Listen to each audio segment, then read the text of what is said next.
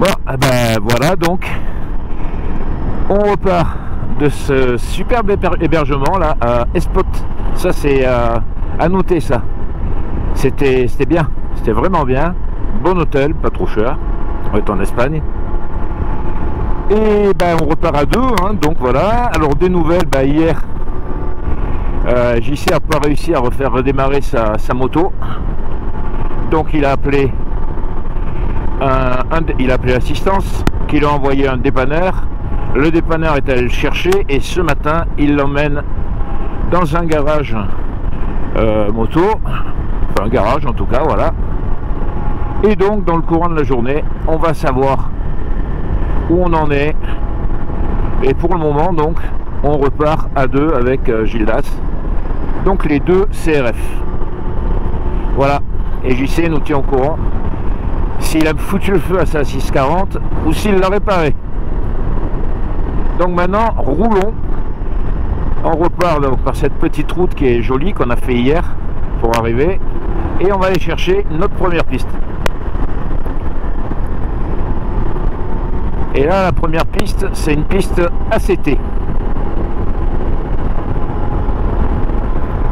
Alors tu vois, là on est parti avec un ciel qui est relativement sympa, mais bon, on va être franc, on va pas se mentir, on a pris les prévisions météo avant de partir et on sait qu'aujourd'hui bah, ça va être pas très bon, enfin même ça va être pas bon et même pas bon du tout, donc on en profite, mais manifestement ça devrait pas tarder à se dégrader. Ça va pas être une bonne journée, on le sait d'ores et déjà.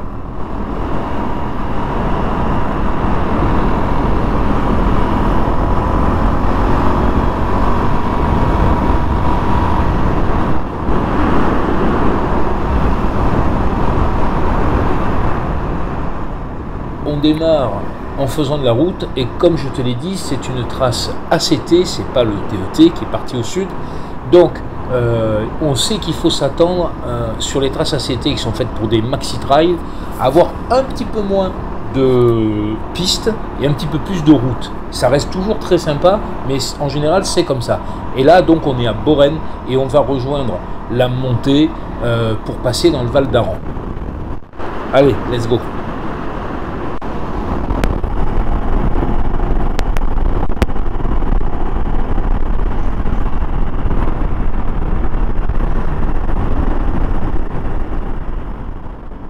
Et là, on va entamer la montée en lacet du port de la Bonaigua.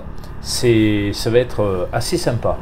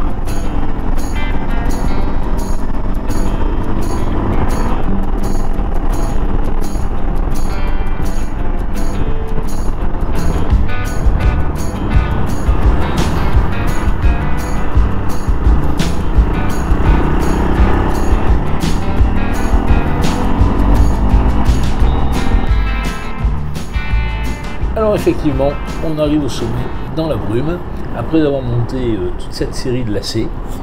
On est déjà en altitude, et ce qu'on peut dire aussi, c'est que nos petites CRF, elles s'accrochent bien, mais mine de rien, on monte pas mal.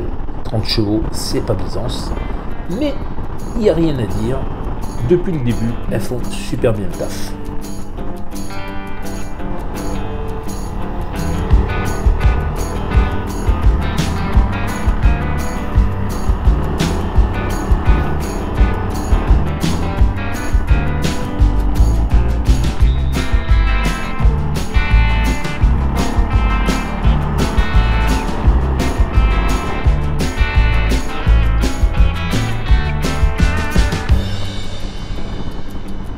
Et voilà l'arrivée au sommet du col de la Bonaigua.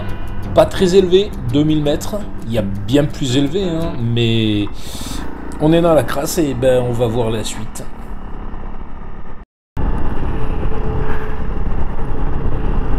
Voilà, donc comme le dit le panneau, on est dans le Val d'Aran. C'est bien que le panneau le dise parce que on voit pas grand chose, hein.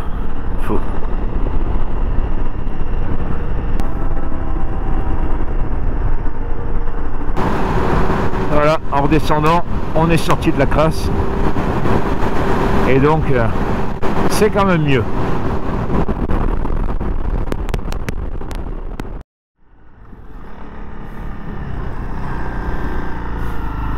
Et donc on se retrouve pour notre première piste de la journée dans le Val d'Aran et on s'élève à flanc de montagne sur un petit chemin roulant avec de la gravette.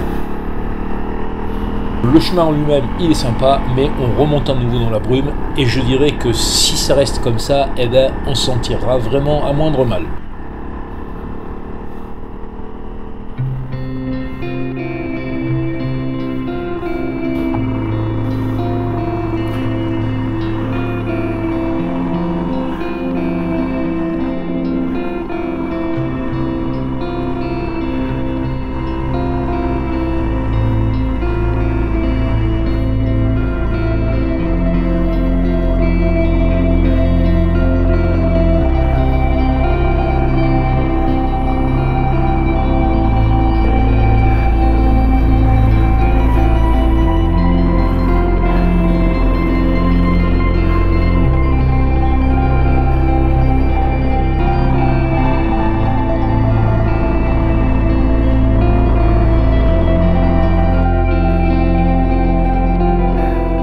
Les gars dans les 4x4 là qu'on vient de croiser, eh ben, ils sont plus à l'aise que nous, c'est le moins qu'on puisse dire, parce que non seulement on n'y voit rien, mais en plus ça commence à être de plus en plus humide. On est dans une espèce de nébulosité, on ne sait pas trop s'il pleut, si c'est de la condensation.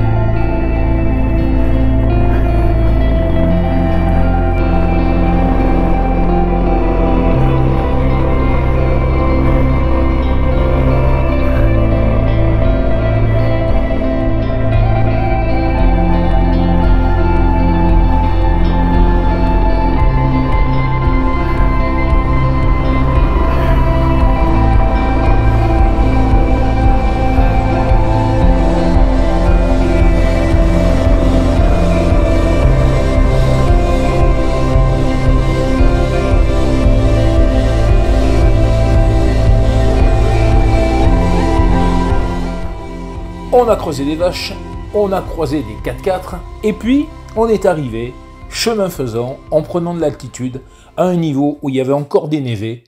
Et alors là, on peut pas dire que c'était joyeux, c'était même, par certains côtés, c'était même un peu sinistre, hein. Mais par contre, qu'est-ce que c'était beau!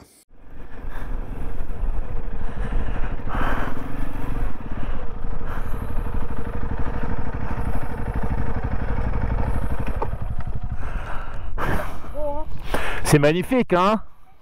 T'as vu la neige et tout, et puis on y voit maintenant. Ah ouais, ça y est. On a eu un peu de visite. Enfin, n'exagérons rien, hein. On y voyait un tout petit peu, on va dire. Et ben là, ça recommence. Mais par contre, la nouveauté, c'est qu'en plus, il pleut.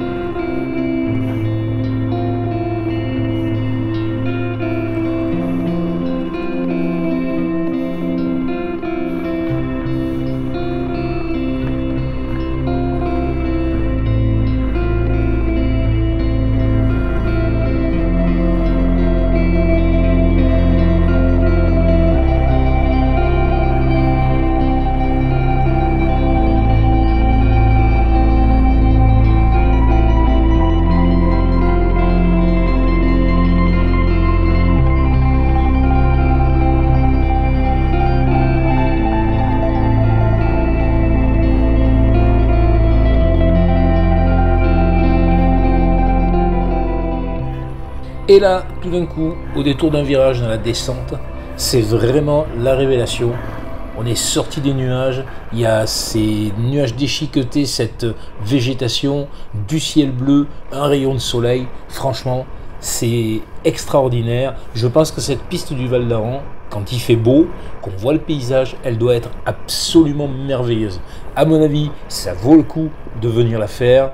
Et franchement, je te souhaite, si tu viens rouler, faire une transpyrénéenne, eh ben, j'espère que tu auras une meilleure météo. Bon, ok, c'est pas gagné, mais que tu pourras bénéficier de ce panorama tel qu'on l'a là, l'espace juste d'un instant. Mais en tout cas, rien que pour ça, ça valait le coup de venir.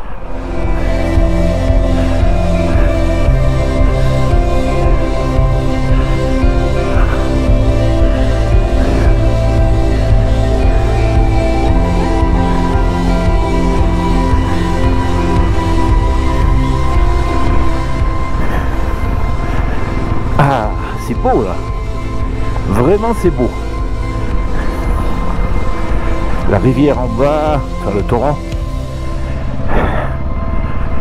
Le temps qui se dégage. Avec ce qu'on vient de se prendre, on apprécie. En tout cas, la montée avait été humide, la descente est absolument magique. Et on va garder ce joli ciel, ce relatif beau temps, jusqu'à l'arrivée dans la vallée.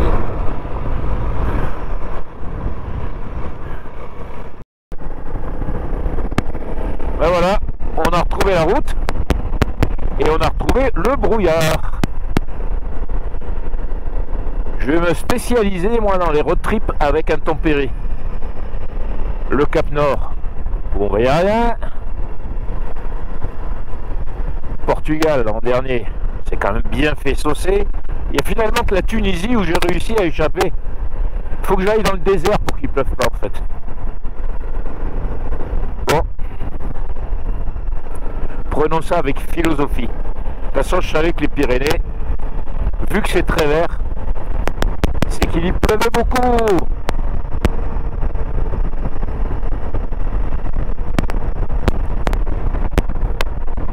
Ce qui est con, c'est qu'on avait fini par faire sécher les fringues. Ça, alors là, c'est ballot.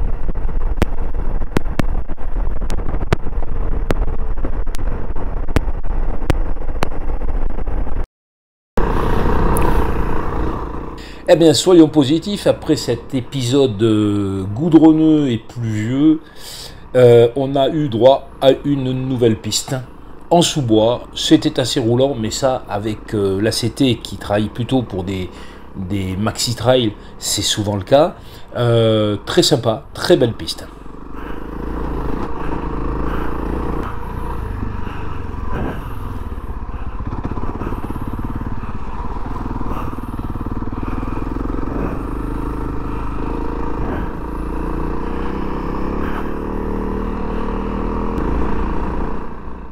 Et puis des épisodes un peu Roland Garros, avec tout d'un coup une terre battue rouge, par alternance. Donc ça prouve déjà qu'ils travaillent sur les pistes, hein, puisqu'ils apportent du matériau.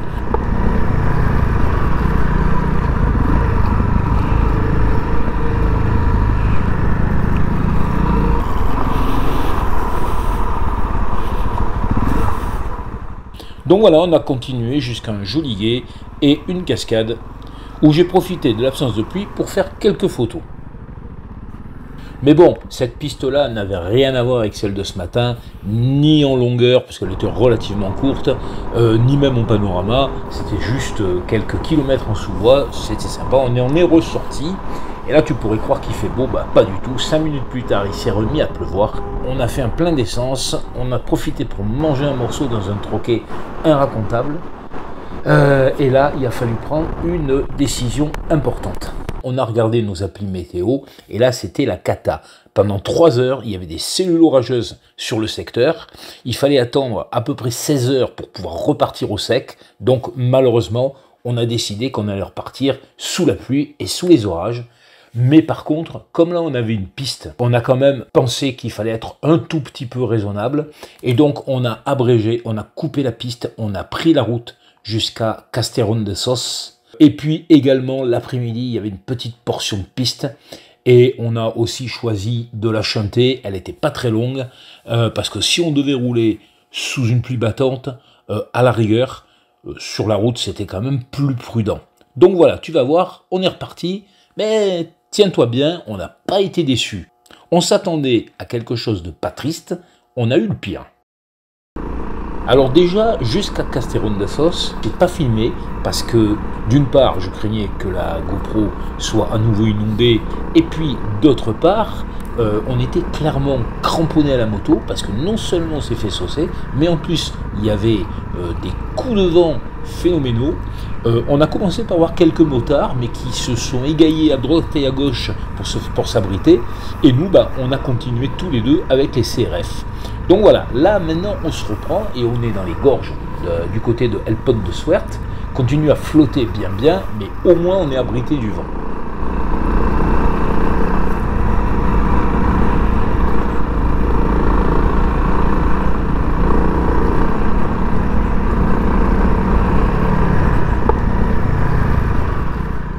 Alors, on est bien sous les orages annoncés, ça pète dans tous les sens. Et quand on sort des gorges et qu'on remonte sur le plateau, voilà ce qu'on trouve. Si on avait roulé un quart d'heure avant à cet endroit-là, on était en plein sous l'orage de grêle. Parce que ce que tu vois par terre, ce n'est pas de la neige, hein, c'est de la grêle. C'est une épaisseur de boule de grêle, de grêlon. On a quand même eu un peu de bol. On arrive juste après l'orage. Heureusement, on ne l'a pas pris sur nous.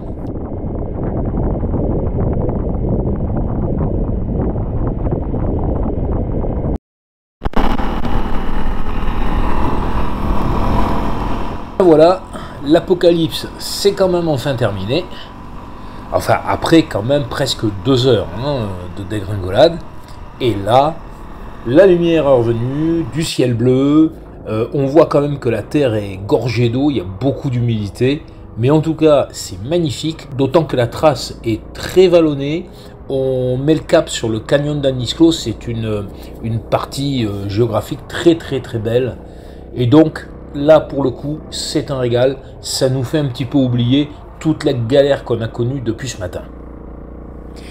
Et puisqu'on parle de galère, eh bien, maintenant qu'on a fini avec nos soucis météorologiques, je vais aussi te tenir au courant de l'évolution des soucis de notre équipe. Puisque donc on a eu des nouvelles de JC. Donc, hier, l'assistance est venue me chercher, mais l'a finalement amené qu'à son hôtel. Donc en fait, ce matin, le gars l'a accompagné à un garage. Mais il s'est trouvé que ce garage généraliste était en congé, donc rebelote, et ils ont décidé de mettre le cap sur l'Érida à 300 km de là, et sur le concessionnaire KTM de la région. Donc ça, c'est plutôt bon signe, ça prend plutôt bonne tournure, parce qu'au moins la moto est chez un spécialiste. Donc voilà, donc ce soir, on sera tenu au courant. Là, à la pause de midi, la moto venait d'arriver, et l'équipe s'est arrêtée en disant qu'après la pause, ils allaient tout de suite se pencher sur la bécane. Donc, on a de l'espoir, on y croit. Il n'y a pas de bain.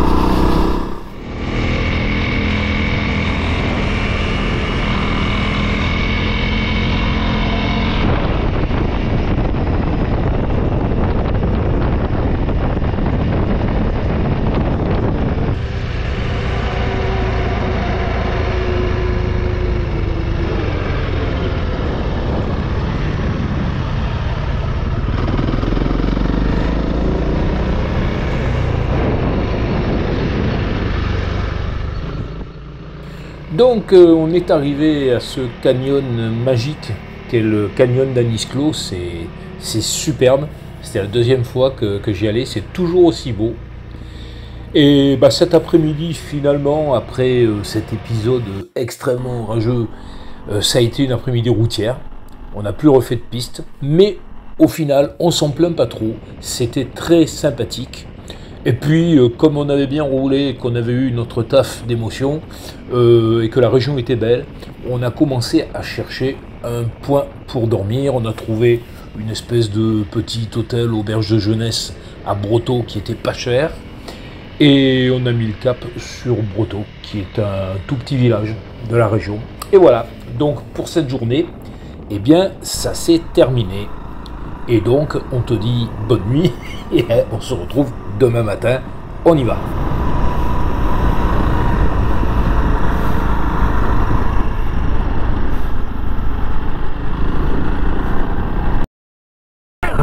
Et ben voilà, nouvelle journée et nouvelle météo, heureusement. On part sous le ciel bleu avec un peu de soleil. Il y a un peu, mais pas parce qu'il fait pas beau, c'est parce qu'il est tôt. Voilà, il va être 8 h. Et ouf, on est content. On quitte Brotteaux. C'était d'ailleurs très joli. Très bel endroit.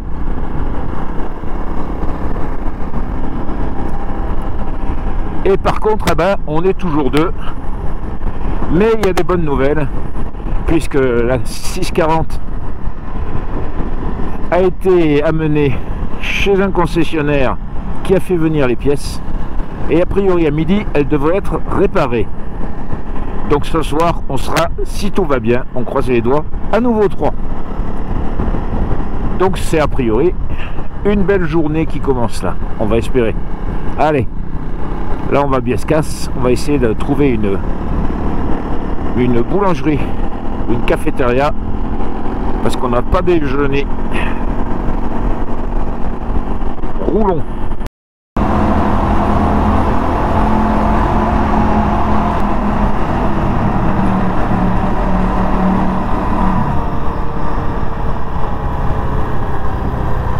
Biescas.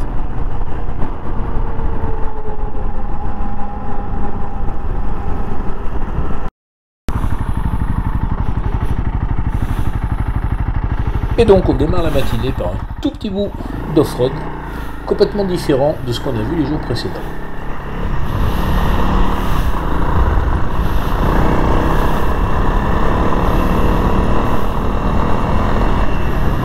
Bah là du coup on bouffe de la poussière. Ah, sympa le petit guet.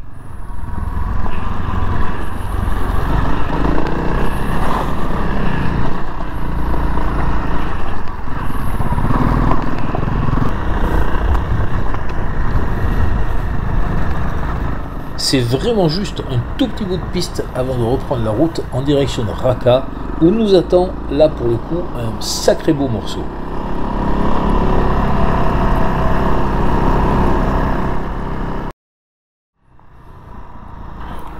Alors là on attaque vraiment un morceau de roi.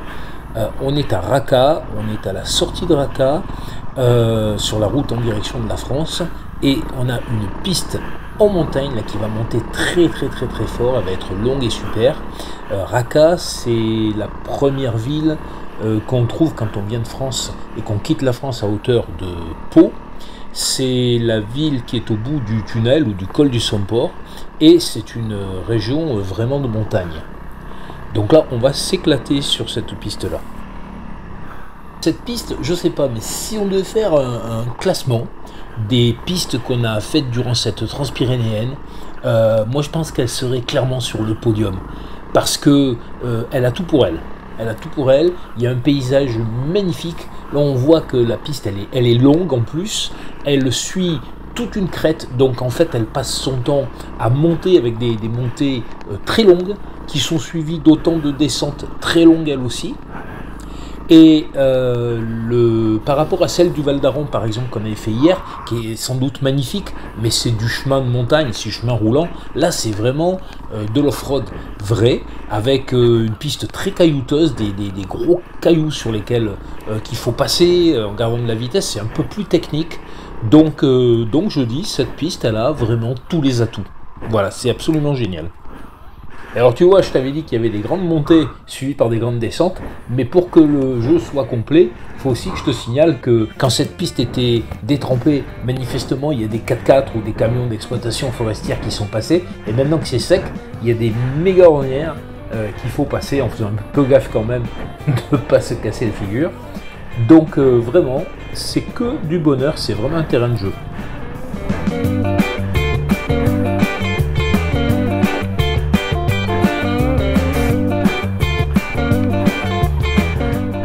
Et rebelote pour les ornières un petit peu plus loin.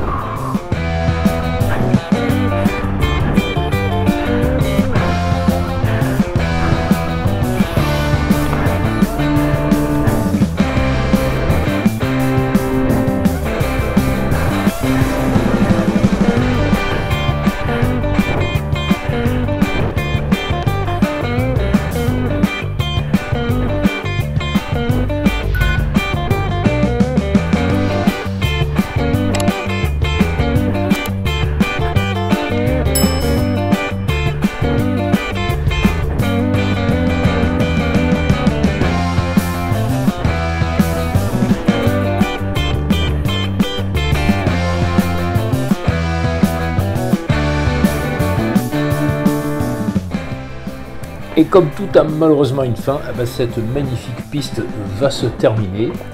On a longé la crête d'un massif pendant plusieurs kilomètres, probablement une vingtaine de kilomètres. Et on rejoint une route, mais une petite route avec beaucoup de virages. Et cette route va nous mener à Etxo. Donc je dirais qu'aujourd'hui, c'est sans doute aussi le soleil qui fait ça, mais que ce soit la piste ou que ce soit la partie bitumée, il n'y a rien acheté, c'est extra. Cette partie de l'itinéraire ATC, nous, on le valide à 100%.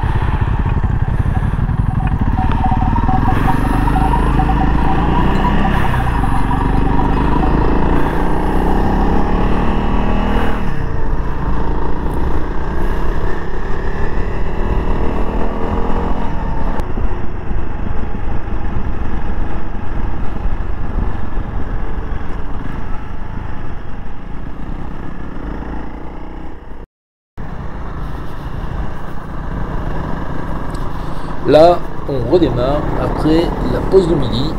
On a pris un petit peu de repos et on a aussi échangé avec JC pour voir où il en est.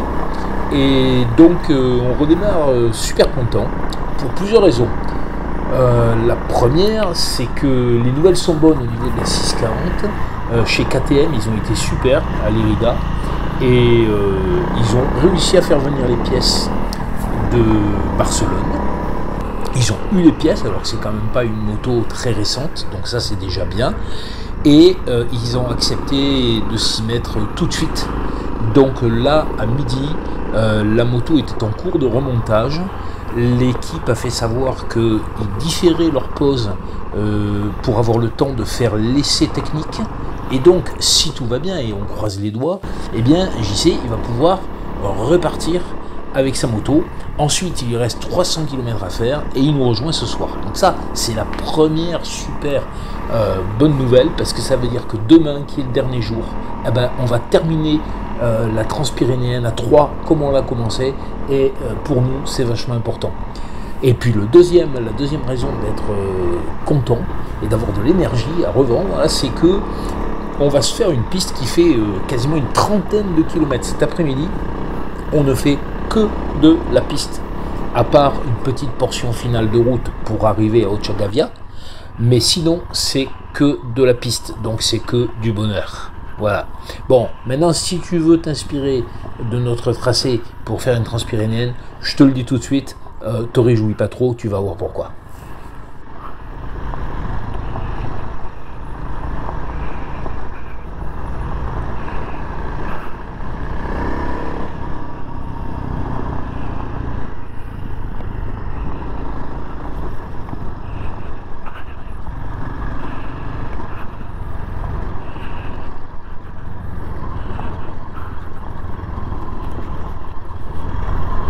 Le côté vraiment de cette piste là qui nous mène à Ochagavía, c'est son côté changeant.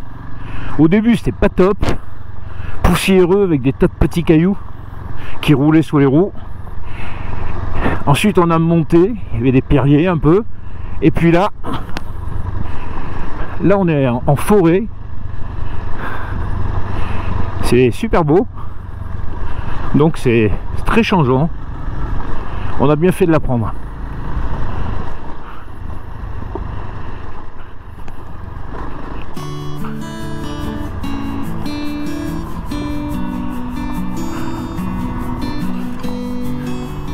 Bon, là en fait ça commence à se corser parce que je crois qu'on s'est un peu planté sur un moment.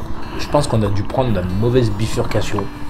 Comme je suis pas devant et que je filme, bah du coup il y a des moments où je suis un peu inattentif sur le tracé. À mon avis, on a pris un chemin un peu secondaire et donc plus ça va, plus il y a des arbres en travers.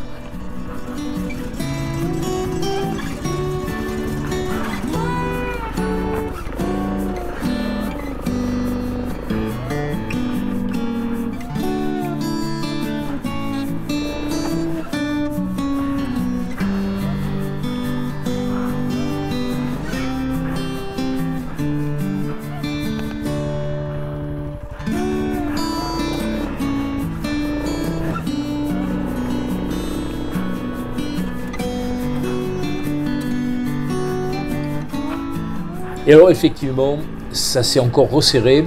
On s'est aperçu que c'était vraiment pas le bon passage. C'était plus la trace d'ailleurs sur la tablette. Et puis on est arrivé à cette espèce de cul-de-sac. Il aurait fallu passer le petit fossé qu'il y avait là, qui était à sec. Donc on a posé les motos, on est allé voir à pied parce que ça paraissait quand même de plus en plus dense. Et effectivement, 200 mètres plus loin, il n'y avait plus de chemin. Donc on a fait demi-tour et on repart sur une partie un peu plus roulante pour rejoindre une autre piste qu'on a identifiée sur la carte.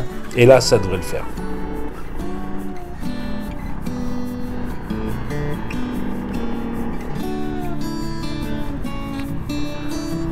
Et puis voilà, pendant qu'on roule là sur cette jolie piste, bah, je vais te dire un truc, tu vois, on est encore pour le moment les deux Honda, les deux CRF. Eh ben ça fait une semaine là qu'on est parti, et nos deux petites CRF 300, eh ben elles sont super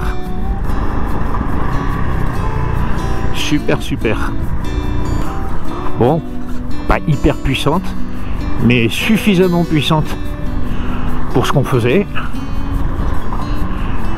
Elles ont consommé maximum 3 litres 3, 3 litres 4, je dirais même pas 3 litres et demi, donc c'est quand même génial. Et voilà, donc bilan très nettement positif.